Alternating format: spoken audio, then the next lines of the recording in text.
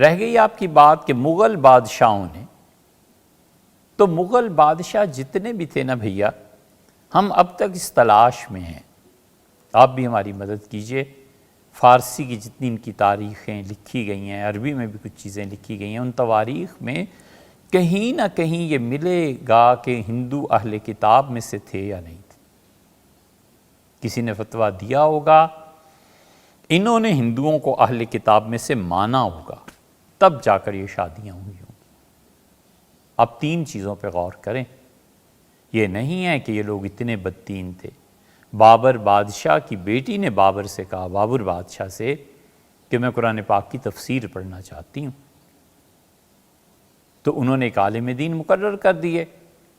تو بیٹی نے چند دن بعد عرض کیا کہ بہت لمبی تقریریں کرتے ہیں۔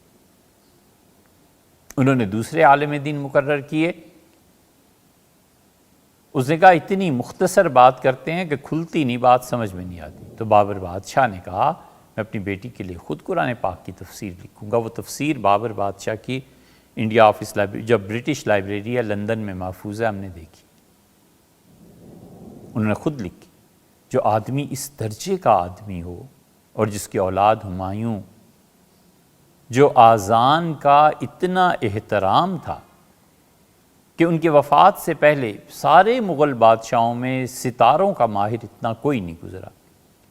انہوں نے علماء ہیئت کو بلایا، بہت سے اہل علم کو جمع کیا اور کہا کہ آج زہرہ ستارے کا طلوع ہوگا، دیکھتے ہیں۔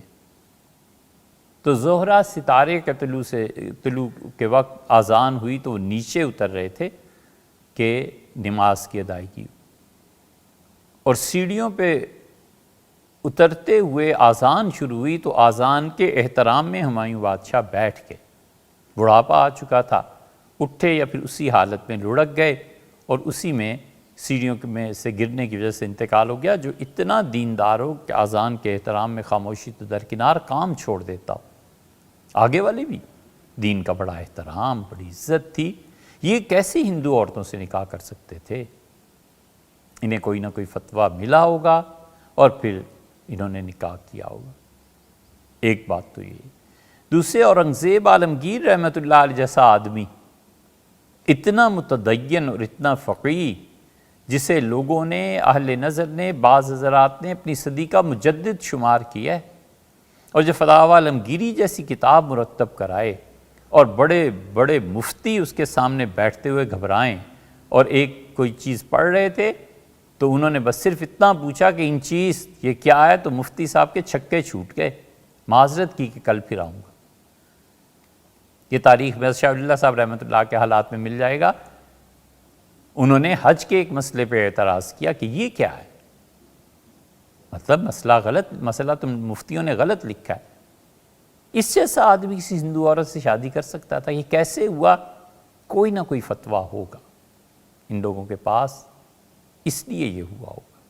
لیکن یہ ہمارا قیاس ہے، ہم تلاش میں ہیں کہ خدا کرے اب تو مطالعے کی اتنی رہی نہیں، لیکن آپ بھی مدد کیجئے، جو اسے سن رہے ہیں آپ پڑھیے، اور کہیں نہ کہیں یہ چیز آئے گی۔ یہ مغل بادشاہوں پہ ایک الزام ہے اور مسلمانوں پہ ایک الزام ہے۔ مغل بادشاہ تو بعد کی بات ہے، مسلمانوں پہ ایک الزام ہے، اور چاہیے کہ ہم تاریخ میں اس کی جستجو کریں اور واضح موقف اختیار کریں کہ ان سب نے غلط کام کیا، بھئی یہ گناہ گار ہوئے، جو کچھ بھی ہوا سو ہوا، اللہ انہیں اور ہمیں معاف کرے۔ اور یہ واضح موقف آنا چاہیے کہ یہ تھا وہ جزیہ اور فلاں نے فتویٰ دیا تھا۔ اور تیسری بات یہ ہے کہ حضرت مرزا مظہر جان جانا رحمۃ اللہ علیہ، یہ بالکل آخری دور کے ہیں حضرت، یعنی حضرت مرزا مظہر جان جانا رحمۃ اللہ علیہ اور شاہ عالم بادشاہ دہلی آپس میں خالہ زاد تھے، اور حضرت مرزا مظہر جان جانا رحمۃ اللہ علیہ نے ہندوؤں کو اہل کتاب میں شمار کیا ہے۔